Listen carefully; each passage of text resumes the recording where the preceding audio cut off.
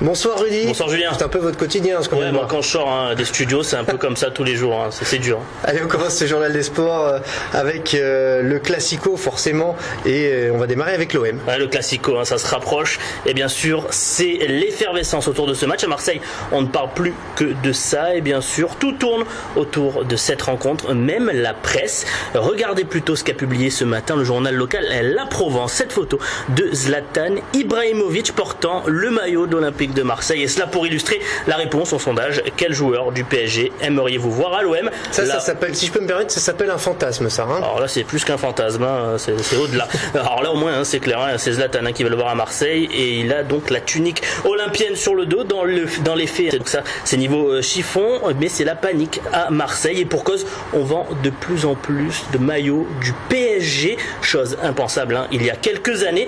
Blandine Marmigère a enquêté sur la question. Cela ne vous aura peut-être pas échappé, mais le temps où les maillots du PSG étaient proscrits à Marseille est révolu. De plus en plus de Marseillais osent porter fièrement le maillot parisien dans nos rues. Dans ce magasin de la rue de Rome, 3 maillots de l'OM sont vendus pour 1 maillot du PSG. C'est grâce à l'argent des Qataris qui font venir forcément des grands joueurs, type Ibrahimovic et Thiago Silva, et là ça marche de suite. On a de plus en plus de clients qui suivent un joueur plutôt qu'une équipe, donc forcément on suit Ibra et Ronaldo plus qu'on suit le PSG, le Real ou l'OM. Au fur et à mesure, on se rend compte que, vu les résultats, que le PSG est bien meilleur, donc on voit dans les stats à la fin de saison que le PSG est à rattraper l'OM en termes de vente. Ce seraient donc les stars du football parisien qui attireraient les fans. Robin Canuti, journaliste sportif marseillais, a enquêté sur cette affaire. La passion inconditionnelle que les Marseillais à leur club serait-elle en train de disparaître? Ça reste quand même à la marge, mais c'est sûr que c'est un phénomène qui est très curieux maintenant, parce que c'était totalement proscrit il y a quelques années. Le simple fait de porter un maillot du PSG sur la canebière, c'était un lynchage assuré. Maintenant, on n'en est plus là. Heureusement pour l'OM, ces rebelles du maillot sont encore minoritaires. Une minorité qui pourrait regretter ce choix si toutefois l'OM venait à remporter la victoire dimanche au Parc des Princes.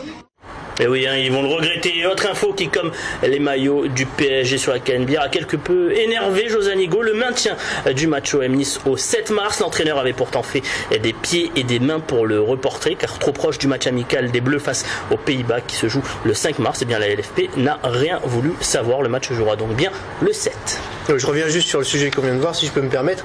Ils n'osent pas encore arborer le maillot du PSG sur la canebière, ceux qui l'achètent. Il y en a de moins, il y en a de plus en plus, il n'y en a pas beaucoup, c'est vrai, mais il y en a, les pauvres, écoutez, personne n'est prêt. Ouais, j'en ai rarement vu quand même. Allez, un peu de rugby avec le MHR, le Montpellier Hérault Rugby qui enregistre un retour. Celui de Jonathan Pélissier, le demi d'ouverture qui avait été si efficace en début de saison, est bel et bien guéri de sa blessure à l'épaule.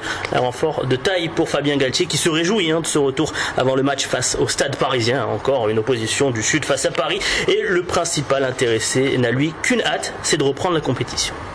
On a hâte de les retrouver, parce que c'est vrai qu'au moment où je me suis blessé, on était dans une période un peu difficile, et le fait de revoir le groupe se battre comme ça, gagner à Toulouse, gagner à Perpignan ici. Bon, c'est vrai que ce week-end on est un peu passé à côté, mais voilà, le fait de voir le groupe revenir comme ça, c'est d'autant plus motivant pour la suite. Donc forcément, j'ai hâte de revenir. Ouais.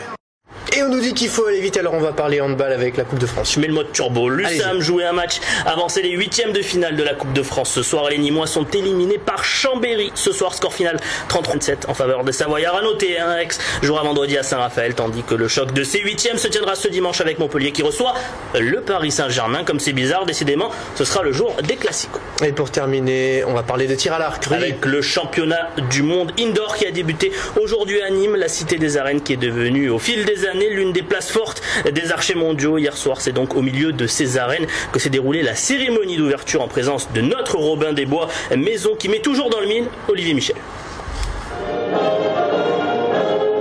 C'est la romanité qui a été le thème de la cérémonie d'ouverture des 12e championnats du monde en salle de tir à l'arc, une compétition déjà organisée en 2003 dans les arènes et qui assoit la réputation de Nîmes comme place forte du tir à l'arc sur l'échiquier mondial. C'est la seule ville au monde qui organise pour la deuxième fois le championnat du monde en salle.